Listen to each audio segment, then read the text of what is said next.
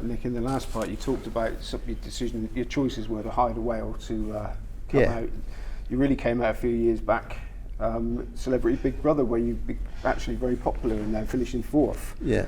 How was that as an experience? Because I mean, when I tell people I'm interviewing Nick Leeson, They remember everybody that. knows who Nick Leeson is. Yeah. You know, for one reason or another, probably depending on their age. Yeah. So, you know, how was that in there, and did you enjoy the experience? Well, I mean, for me, it was you obviously get paid for doing it, so you know that was one of the reasons. It also, I suppose, after 20 or nearly 20 years, it's a good way of seeing how your development has been over that previous 20 years. Obviously, a lot of the talking events that I go to, I'm invited to.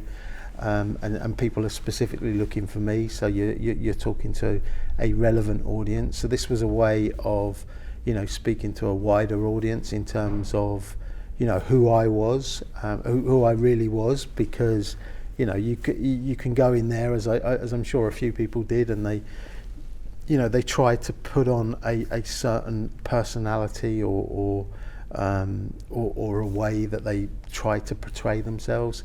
But you know, you're locked up, well, you're not locked up, well you are locked up because you can't get out, but you're locked up for about 30 days, maybe 35 days in there if you last to the end in the Big Brother house.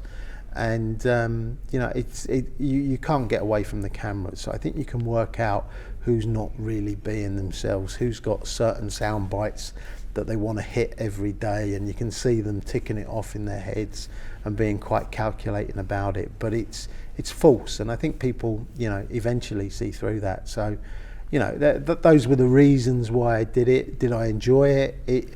It was a job of work. That was the way that I approached it. But, you know, like, I'm somebody who'll observe people and, you know, not jump into stuff. And, you know, if something needs to be said, I don't have a problem saying it. But not, you know, not without being quite sure of what I want to say. Okay, now how realistic is it that you're in there alone? I mean, do you suddenly get a camera crew wandering past, or is the producer suddenly turn up and say, come on guys, say something? Is anything like that, or are you literally in there? Oh no, genuinely you don't see anybody other than the housemates. You know, every now and again there might be a camera change that needs to take place, and you know, they'd be behind you know, dark glass panels, and you might catch, you know, if you're looking at it at the right angle, and a piece of sun is glinting in at that time, you might see somebody moving around in there. But genuinely, you don't see anybody from the minute you enter until the minute you leave. Okay, now going back to Barings Bank, have you ever bumped into any of the top brass since then? Yeah, many times. How was that? How was the reaction to you? It's always, you know, I suppose it's a little bit different. I've met Peter Norris, who was the CIO of Barings. I was at an event in Luxembourg, and Miles Rivet-Karnak, who used to be the number 2 in all of Baring Brothers, was at those particular events. It's, you know, I think in some ways it's probably more difficult for them because they, you know, my incompetence and negligence throughout that period in Singapore is part of folklore these days. You know, they don't want to have to revisit their own incompetence, negligence and stupidity during that period, and meeting me is one way that they have to do that, because you know, as much as I messed up during that period, so did they, and it wasn't, you know, a devious, complex situation that I was involved in. It was something that was quite basic, really crude, and should have been discovered far sooner than it did, but a lot of people were asleep on the job. And they were very happy to, when they were winning, you know, the famous quote where it's making money isn't easy. Yeah, no, but you know, that's a human trait, I think. You know, when people, when, you know, I don't know if it's greed, it's just, you know, where profit is the motivation. You know, people are probably more likely to be blindsided, and you know, they were blindsided during that period. And what about your mates and your teammates and people that you hung around with on the trading floor in Singapore? Well, the guys in Singapore, when I was diagnosed with cancer, a few of them came to visit me. So they've all moved on. You know, they don't have to They were naive. They probably weren't quite as stupid as the senior management that existed at that time. A lot of their time was spent on the trading floor. They didn't really have any of the reporting or oversight tools that the management did. I think probably the biggest criticism that you can levy at them is a bit of naivety. So they've all moved on. They're working in different areas. Some of them still in the world of banking. Some of them still working on trading floors in different part of the world. But everybody moves on. Okay, do you ever feel any guilt that of all that money that somebody has lost? Well, I mean, Barings was and this isn't an excuse, Barings was a charitable trust. So in terms of and I know some of the people that had money invested in various instruments at Barings at the time. To the best of my knowledge, they've all been repaid the money. So I think it's a bit of a myth that the Queen and certain other people lost money. The Barings family certainly did, you can't ever remove yourself from the guilt of doing that. The traditional way, I suppose, of doing that is through being remorseful. You do that for a period of time, but then you have to kick on with life. You get a second opportunity, you have to take it. And if somebody still needs me 25 years on to be walking around saying woe is me, I'm sorry, it's not going to happen. So you kind of, the judge doesn't give you a sentence for remorse, he gives you a sentence to go for prison. I genuinely think I've been truly remorseful over a period of time. I don't think you can ever excuse yourself of the guilt if you're truly responsible and accountable for your actions. So I don't think that ever goes away.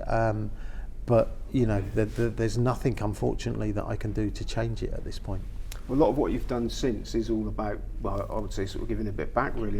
You've written a book, Back from the Brink, Coping with Stress. Can you tell us a bit about that? It was just, I went through the majority of life's stressful events in a fairly short period of time. So it was just a case of, showing the way that I coped with things.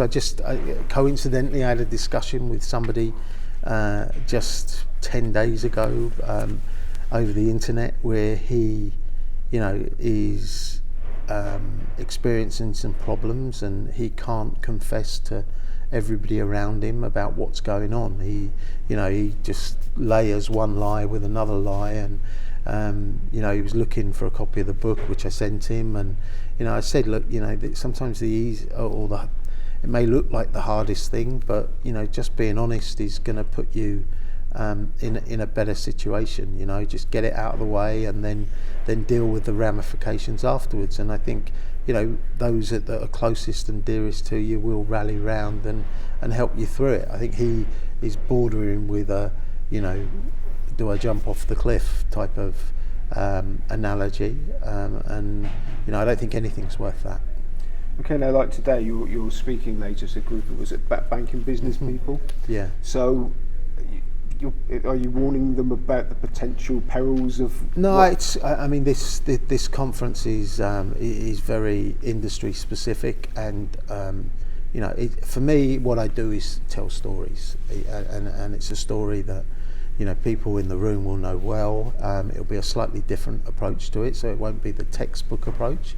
It'll be more human interest, and it'll be a personal account of what went on during that period. It's very honest and candid. It's not designed to put me in a better light. I don't do that. I'm, as I've mentioned previously, fully responsible for what went on during that period and my actions. Okay, now I read that you still dabble in stocks and shares. Yeah. It's difficult to leave it alone. It's we've spoken a little bit about gambling today, and stock markets, they're addictive, and that's what that's what happens to a lot of people. So you need to understand that they're addictive, and that they can very quickly get out or the patterns of behaviour can very quickly get out of control. So it's important that you know how to rein those in when those activities start to get damaging. I've had a fairly big slap in the face, or a big lesson in that during what went on at the bank. So, you know, I'm only investing my own money, and you know, I can afford to lose it if I have to, and you know, it never gets to a problem stage. Okay, just a couple more questions. This is probably going to be quite a tricky one, but had things have been different and you were working at Barings Bank in Singapore, the 8888 account never happened, would your life have panned out for better or for worse if you'd stayed in that industry, do you think? I don't know. And it's one of those questions that's you know, kind of wishful thinking. There's a certain amount of wishful thinking within it, and I try to avoid that because I think that it's quite negative, and you end up turning into a manic depressive if you spend your day thinking, I wish I did this, I wish I did that. So I really don't entertain those sort of thoughts. I think as an overall person, you know, I was very success motivated in those days. You know, it wasn't money for me, it was about getting to the top of the organisation, making all of the important decisions, lots of different status relationships that became way too important for me. I was quite young, didn't necessarily have the management skills that were needed at that time, which led to a lot of that stupid, incorrect, whatever you want to call it, decision making. So I think, excuse me, as a whole, I think the individual has certainly benefited out of the experiences of the last 20 years. You know, I probably would have been some jumped up managing director of a bank that wasn't particularly well liked. I don't know. Nobody can tell, you know, but I would have been earning a fortune. No, I know this is the final question. I know that recently your stripy blazer got flogged for a nice £3, didn't it, for charity or something? The original years ago was sold years ago. Yeah. The original was sold for about 20 odd thousand years ago. No. There's a few of them about though, so you know, I sign a few replicas that people look for from time to time. It's, you know, it's you know, it's a nice thing to have framed, and you know, it's a talking point for when people go around your house, or you know, if you've got a shed that you want to put it in or something. I don't know, but the original, or the one that went back to the liquidators, was sold to a fund manager, I think, for £23,000, but that was a long time ago now. What I was going to get at, if you hadn't flogged it and you had the opportunity, would you like to pull that stripy jacket back on and get back down there and have another crack at it? Well, there's no, because it's, you know, it's a period of my life that, you know, will always be immensely embarrassing, because it's the complete opposite of what I wanted to achieve. It's also a period of my life that made me ill. So for a combination of those two reasons, you know, what I do on the speaking side is well received. I'm as busy now, maybe even busier now than I was 20 years ago. So, you know, it's working well, and you know, it's always well received. So, and I live well. Great stuff. Well, Nick Leeson, thank you Thank very you. much. All right, thanks.